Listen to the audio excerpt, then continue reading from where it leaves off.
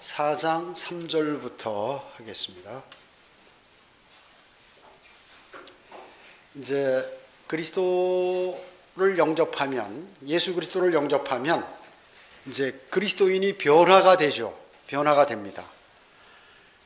우리는 지금 4장 1절부터 이제 회심했을 때 그리스도인이 어떻게 변화하는가에 관해서 이렇게 지금 성경을 공부하고 있습니다. 4장 3절입니다.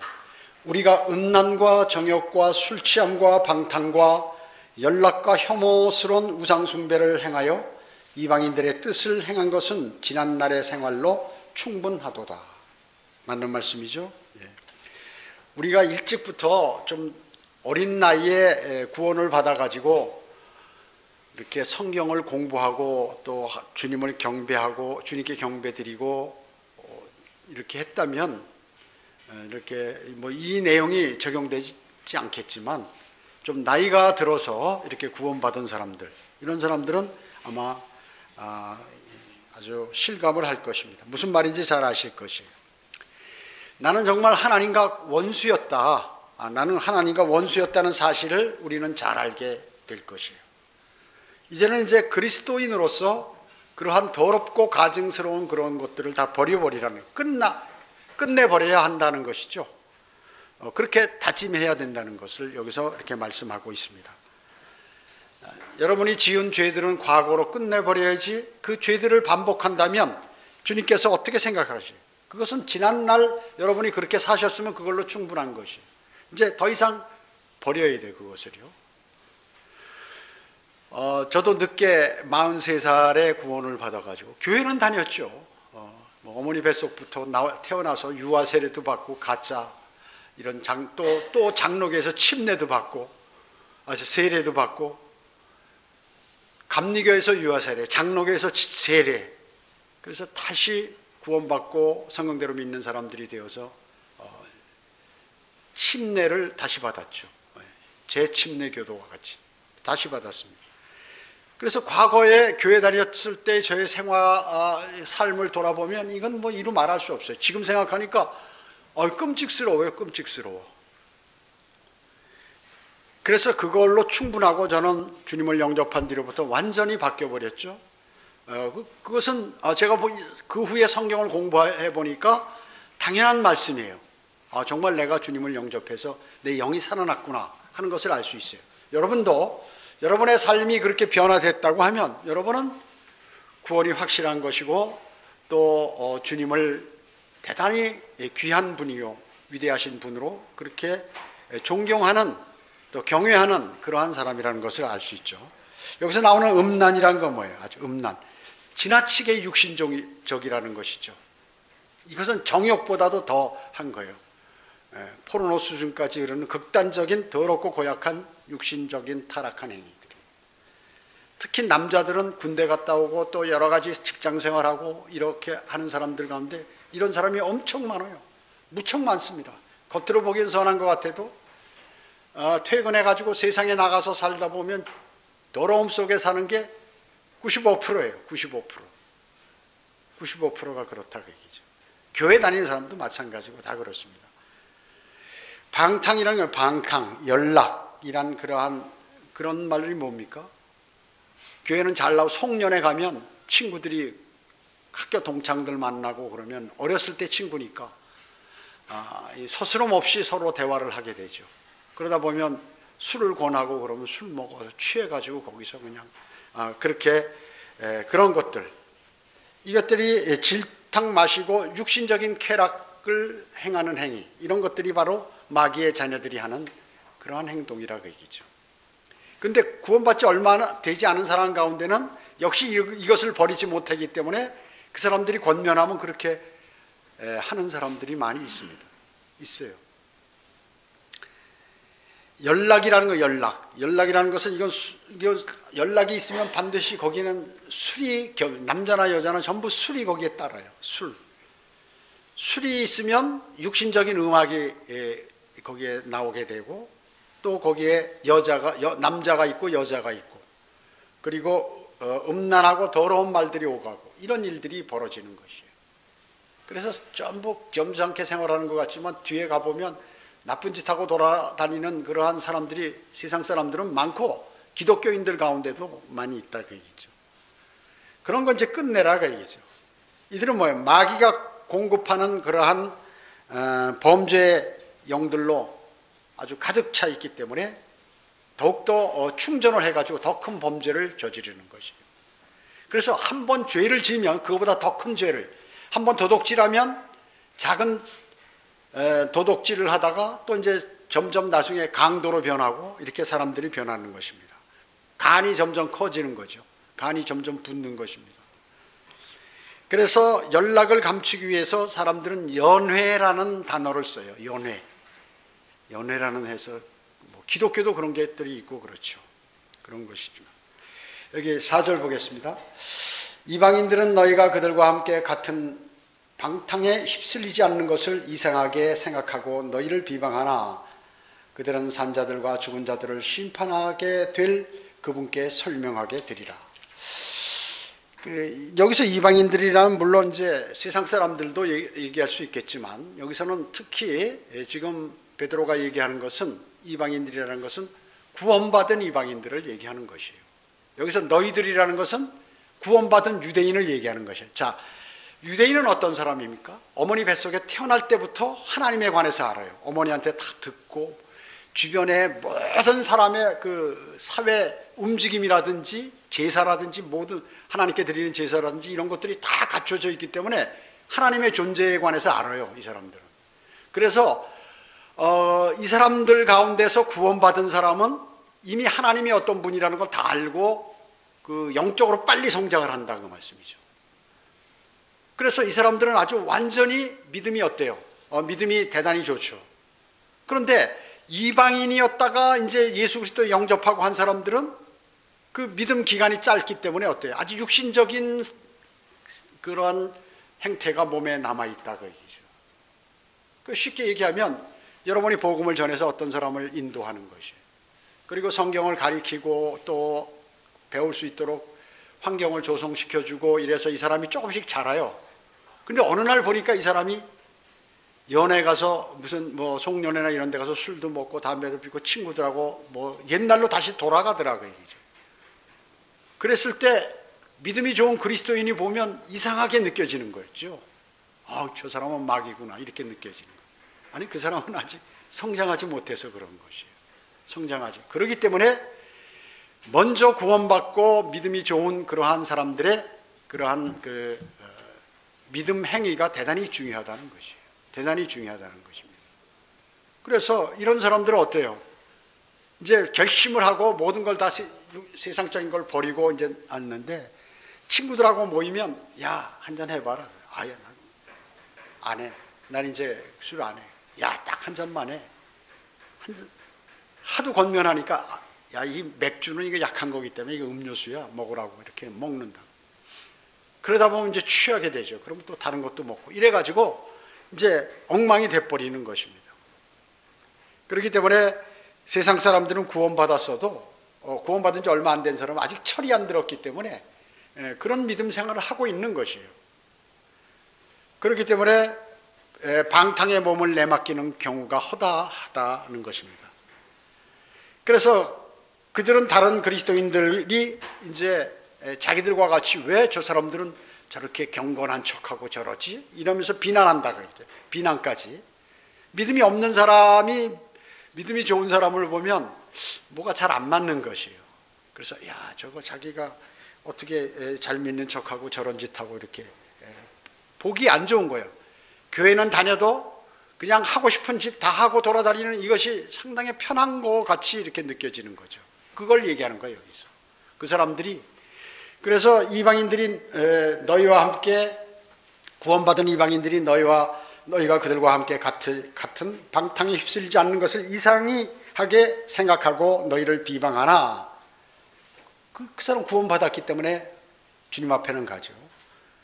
그들은 산자와 죽은 자들을 심판하게 될 그분께 설명하게 되리라.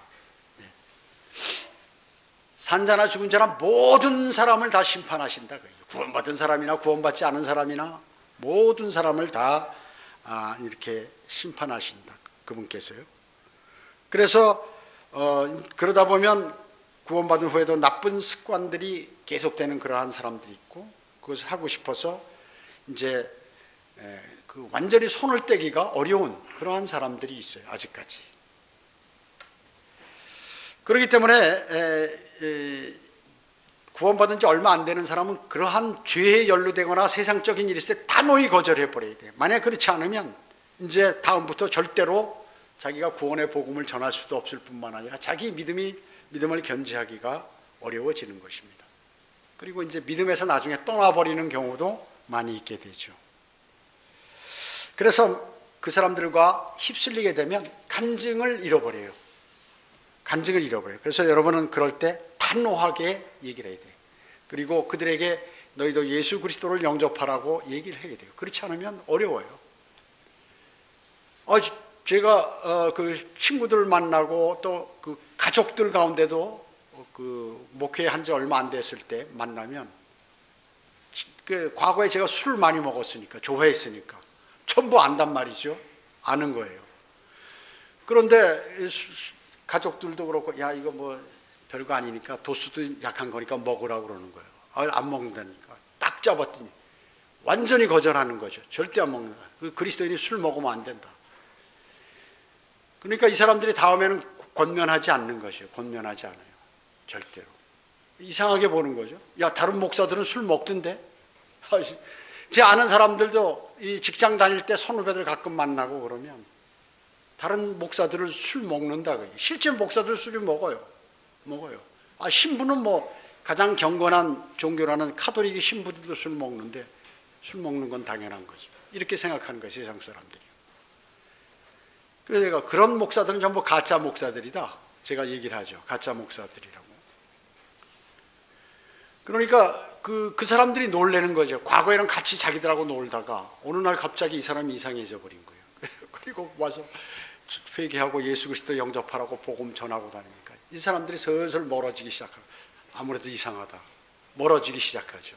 당연히 그 중에 마음이 찔리는 사람은 주님을 영접하지만 양심이 화인 맞은 사람들은 그저 그렇게 생각하고 멸망으로 가버리는 것입니다. 계속해서 전해. 그렇기 때문에 우리는 이제 타락한 그리스도인은 부끄러움을 당하게 되기 때문에 그것을 알라, 그 말씀을 여기서 하고 있는 것이에요. 6절 봅니다. 이런 연으로 죽은 자들에게도 복음이 전파되었으니 이는 육체로는 사람과 일치하여 심판을 받으나 영으로는 하나님과 일치하여 살게 하려 함이니라. 지금 여기 죽은 자들에게도 복음이 전파된다? 이거 어떻게 복음이 전파됐죠? 이건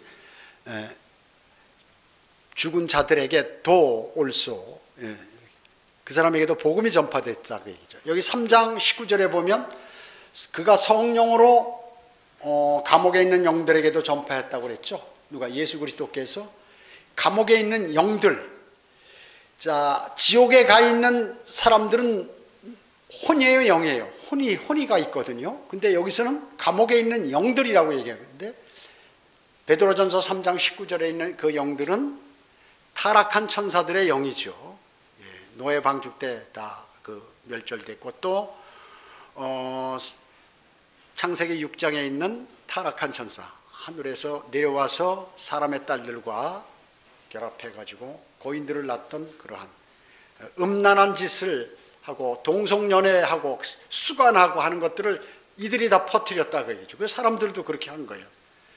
그래서 이 영들은 혼들과 구분해서 그 지하에 있는 별도 감옥에다 이렇게 딱 가둬놨어요. 예수 그리스도께서. 그들에게 가서 베드로전서 3장 19절은 그 영들에게 가서 전파하셨는데, 이거 복음을 전한 게 아니라 이제 나중에 심판을 선고하신 것이죠. 너희 내가 심판할 때까지 여기서 꼼짝 말고 가만히 있어라 하고 키를 딱 채우고 열쇠로 채우고 나오신 거고, 지금 여기 4장 6절에서는 죽은 자들에게는 무엇이 전했다고요? 복음이 전해졌다. 이 죽은 자들은 구약 성도들이 대기하고 있는 지하 낙원, 아브라함의 품, 이것을 얘기하는 거죠. 이것을 얘기하는 것입니다. 자, 그렇기 때문에 죽은 자들에게 문자 그대로 지하에 어딘가 가서 주님께서 복음을 전하셨다, 그 얘기죠. 왜? 그들은 구약 성도들은 예수 그리스도의 보혈이 아직 이루어지지 않았기 때문에 거기서 지하 낙원에서 대기하고 있는 것입니다. 대환란 때도 먼저 죽은 그 환란 성도들의 혼이 지하 낙원에서 잠시 대기하고 있는 장면이 나옵니다. 계시록 6장에. 그래서 그 혼들이 나중에 하늘에 올라가 있는 것을 요한이 또 보게 되죠. 휴거돼 가지고. 그 다음에 이제 14만 4천 명들은 이제 살아서 바로 살은 상태로 휴거되는 사람들이고요. 유대인 가운데는 죽은 적그리스도의 표를 받지 않고 죽은 사람들의 혼들도 많잖아요. 또 유대인만이 있는 게 아니라 이방인 가운데에도 적그리스도의 표를 받지 않고 이렇게 죽은 사람들의 혼들도 다 구원받게 되죠. 하늘나라에 올라가 있는 장면이 요한계시록에 나오게 되는 것입니다. 자, 이런 일들이 있게 되는 것이죠. 그 예수님께서는 자신이 죽은 후에 지옥에 다녀오셨죠. 여러분 잘 알죠. 마태복음 12장 한번 찾아보세요. 마태복음 12장 39절.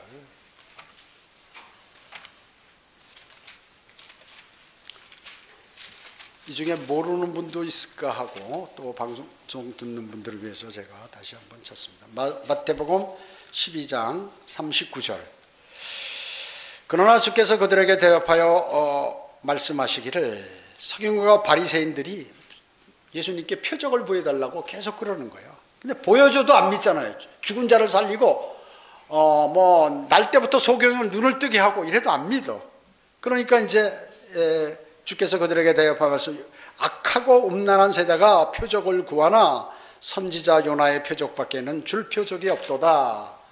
요나가 사흘낮과 사흘밤을 고래 뱃속에 있었듯이 인자도 그처럼 사흘낮과 사흘밤을 땅의 심장 속에 있을 것이라 이렇게 말씀하셨습니다. 고래 뱃속이랬죠. 개역성경은 큰 물고기 뱃속에. 왜냐?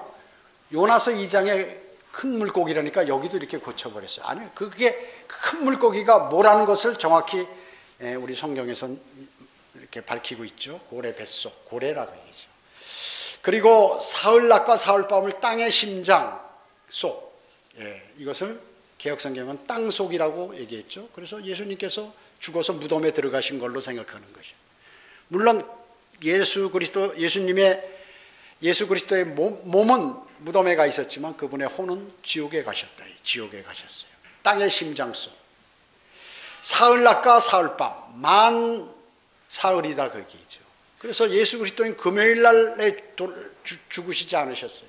수요일 날 죽으셨어요. 금요일 날 죽었으면 만 하루하고 만 이틀이 안 되는 것이에요. 부활하신 게. 그렇기 때문에 지금 왜 사흘낮과 낮과 밤을 이렇게 명시하셨을까요? 만으로 정확하게 꽉 채워서 그것을 말씀하신 거예요. 요나가 어땠습니까? 고래 뱃속에 들어가서 지옥에까지 갔죠. 죽었어요. 완전히 요나가. 고래 뱃속에 들어가서 살았다가 그냥 사는 상태에서 고래가 토해낸 게 아니라 완전히 죽었다 그 얘기죠. 그의 혼이 지옥까지 내려갔다고. 지옥의 빗장들 얘기하잖아요. 빗장들. 지옥의 뱃속까지 내려갔다고 성경은 기록하고 있는 것이에요. 그렇기 때문에 이제 요나의 표적을 주님께서 이렇게 말씀하신 것이죠.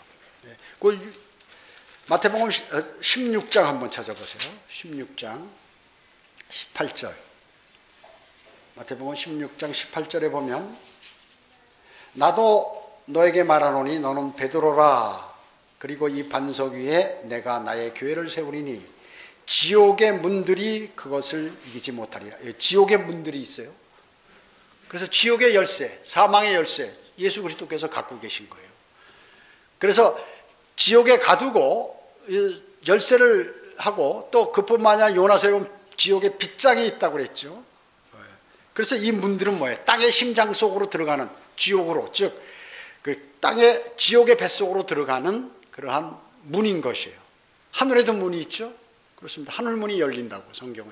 지옥도 문이 있습니다. 이러한 지옥과 주님께서는 계시록 1장 18절에서 또한 내가 사망과 지옥과 사망의 열쇠들을 가졌노라. 사망과 지옥의 열쇠들을 예수 그리스도께서 가졌다고 이렇게 말씀하고 계시는 것이에요. 이런 것들을 일반 사람들은, 일반 교회에서 뭐냐면 이게 영적으로 해석하는 거예요. 비유적으로. 아, 이건 지옥에 무슨 지옥이 어딨냐, 지옥의 문들이 어딨냐, 이거 어려움에 관한 것을 그것을 해결해 주시는 게 바로 예수 그리스도다, 이렇게 얘기하는 것이에요. 어리석죠. 그래서 성경은 문자적으로 그대로 받아들여야 되는 거예요. 문자적이 아니라면 못하러 여기 기록해 놓으셨어요. 그냥 알아서 생각하라고 한마디 하시고 그냥. 그 성경을 왜 만들어 놓으셨냐 그 얘기예요. 문자적으로. 문자로 왜 기록해 놓으셨냐 그 얘기예요. 문자적으로 읽고 느끼고 해석하라고 그렇게 마련해 놓으신 거예요. 영적으로 해석하면 그냥 멋대로 생각하게 놔두지 못하러 이렇게 복잡하게 두꺼운 성경을 우리에게 주셨냐 그 말씀이죠.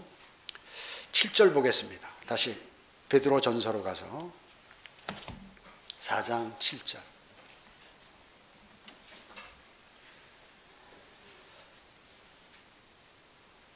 이제 여기서부터는 그리스도의 심판석을 위해서 준비하라는 말씀이죠. 만물의 마지막이 가까웠으니 그러므로 너희는 정신을 차리고 깨어 기도하라. 깨어서 놀라? 아니, 깨어서 기도하라. 기도하는 사람은 깨어있는 사람이에요. 기도하는 사람은. 매일매일 주님과의 교제를 나누는 사람은 자기가 깨어있어요. 기도하는데 안 깨어있을 수가 없어요. 기도하는데 그냥 눈만 감고 잠시 그냥 형식으로 하는 거는 깨어있는 게 아니지만, 간절한 마음으로 주님하고 교제하는 사람은 일단 깨어있는 사람이에요. 왜? 주님하고 교신이 되고 있는 사람이니까. 교신이 되고 있는 사람이에요. 그 사람은 깨어있는 사람이라는 얘기죠. 주님께서 그 사람에게 뭘 알려주시는 것이, 그 사람에게 길을 인도하시는 것이에요. 앞에 등불을 비춰주시는 것이에요. 그분에게. 깨어있는 사람에게는.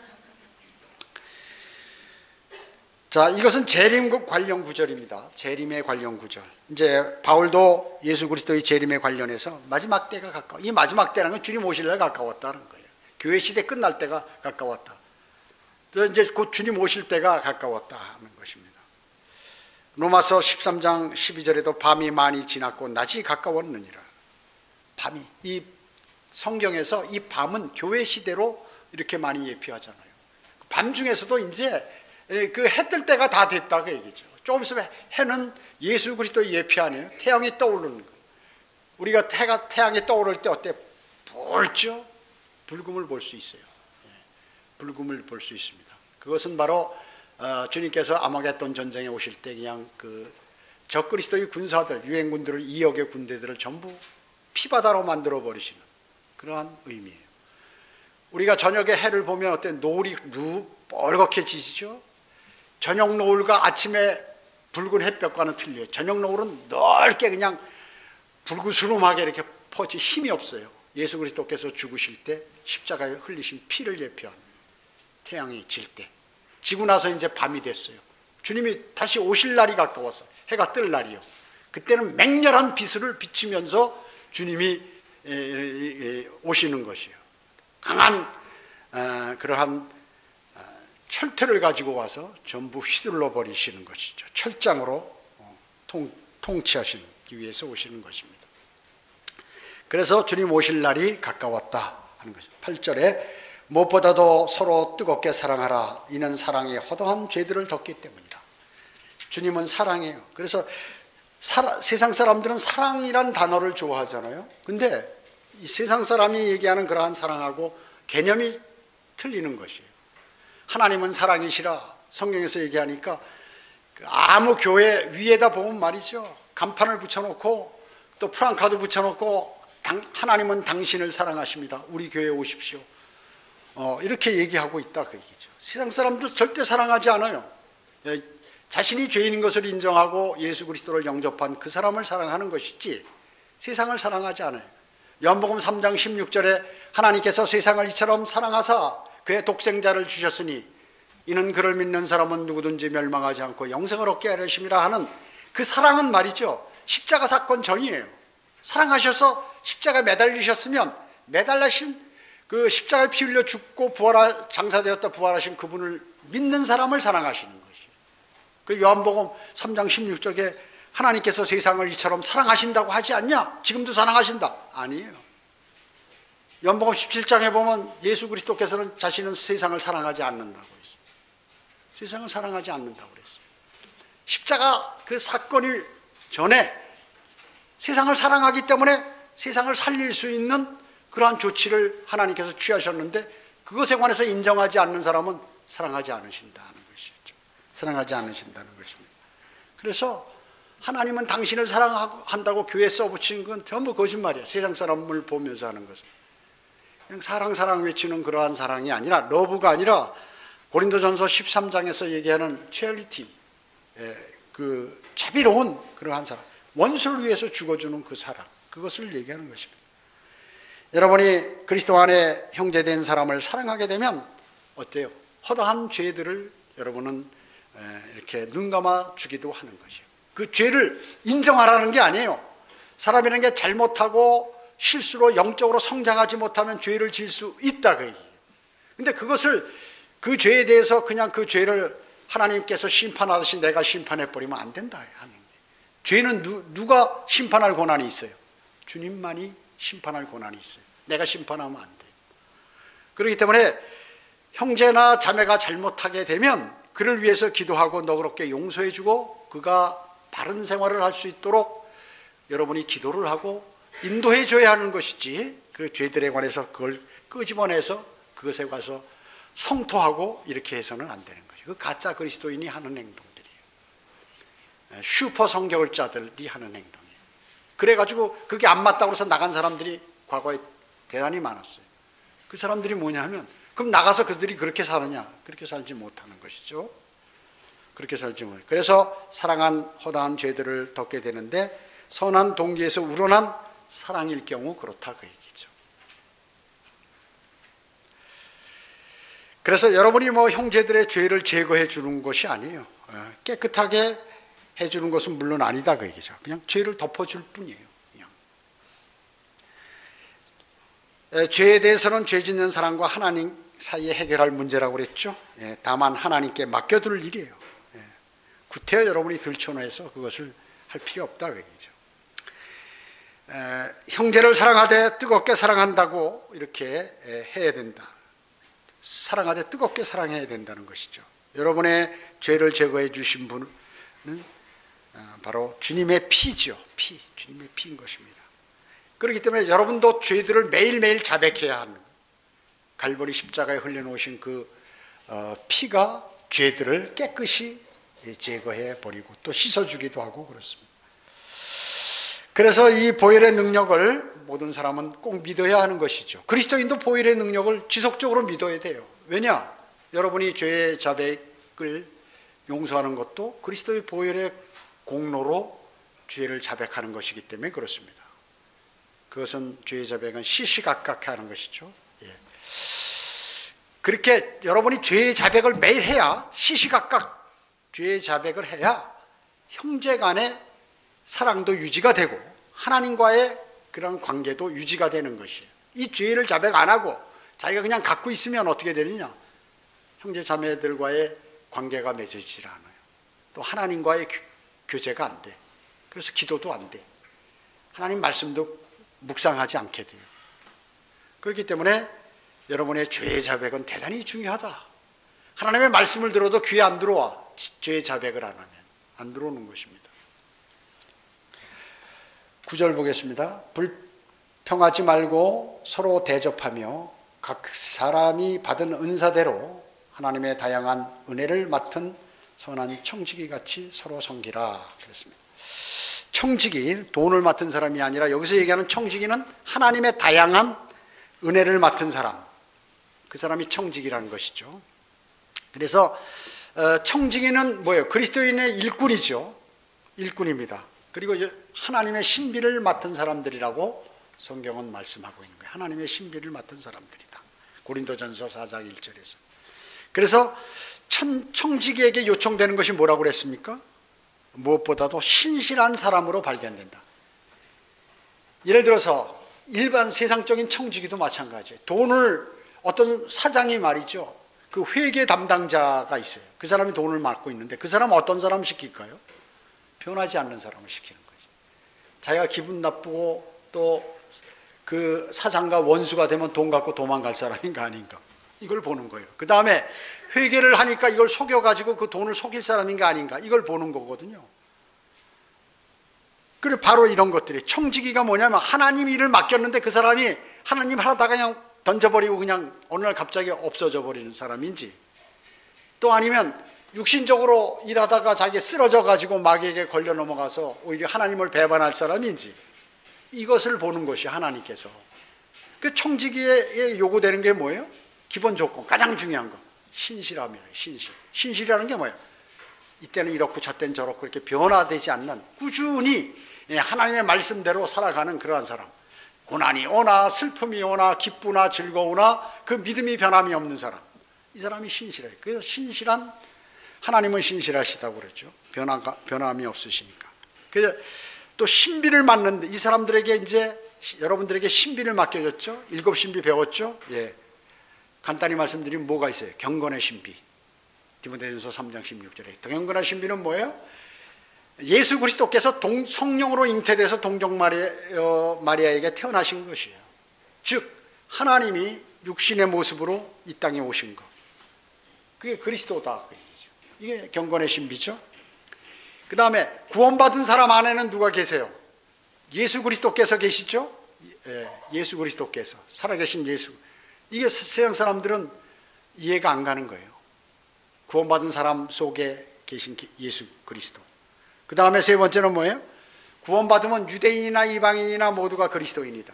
이게 한 유기체에 들어간다. 예수 그리스도의 지체다. 야, 그거 신비라는 건 따질 필요가 없는 거예요. 하나님께서 만들어 놓으신 거기 때문에 무조건 믿어야 되는 그러한 내용들이에요. 그것들이 여러분에게 맡겨졌어요. 그것을 다른 사람에게 전하는 것이죠. 또 이스라엘의 신분, 이스라엘은 회복된다. 하나님이 지금 버렸어도 나중에 이제 대환란 끝날 무렵에 다 회복된다 하는 것입니다. 그 다음에 이제 뭐예요? 휴거의 신비. 오늘 갑자기 구원받은 그리스도인 하나님께서 부르신다. 또 하나는 뭐예요? 불법의 신비. 사탄이 조금 있으면 사람의 몸을 입고 이 땅에 내려온다. 적그리스도다 하는 것이죠. 또 7번째가 뭐 있어요? 큰 바빌론의 신비. 지금 로마 카톨릭이 기독교인 줄 알고 가장 신실하고 구교고 원칙적인 기독교로 알고 있잖아요, 세상 사람들은. 그런데 그게 사탄의 종교라는 것이죠. 종교 창녀라는 것이. 그것을 알게 될 때 사람들이 깜짝 놀라요. 그게 신비예요. 그러니까 세상 사람들은 잘 모르잖아요, 이것을 청지기는 이 신비를 알리는 사람이에요. 그래서 신비들을 맡은 사람들이라는 것입니다. 그래서 목사도 이것에 관한 이 내용 범주 내에서 설교를 하는 거예요. 다 방법만 조금 바꾸지만, 여러분 곧 주님 오십니다. 공중 재림하시면 여러분을 부릅니다. 여러분 이 땅에서 어떻게 사셔야 됩니다. 뭐 이건 매일 그거예요. 이 7 신비를 말하는 사람이 하나님의 사람이고 청지기야. 이 범주 내에 다 들어가 있어, 설교 내용도 사실은. 그래서 이런 7 신비가 맡긴 것을 양무리에게 이런 것들을 가리키고, 또 여러분이 복음을 전한 사람들에게 이런 걸 알려주라는 것입니다. 그래서 이 신비는 인간들의 논쟁이 필요 없는 것이에요. 이러쿵저러쿵 따져서는 안 되는 것이에요. 그런데 요즘 대부분 목사들은 이런 거 가리키나요? 7 신비만 빼고 다른 것만 가리키는 것이에요. 다른 것을 가리키는 것이에요. 자, 그 다음에 청지기의 사명을 감당하지 못하는 것은 이미 그 사람은 청지기가 아니죠. 아닌 것입니다. 그래서 청지기의 직분을 맡은 여러분들은 교회 내에서 무엇이 어떻게 돌아가는지를 알아야 돼요.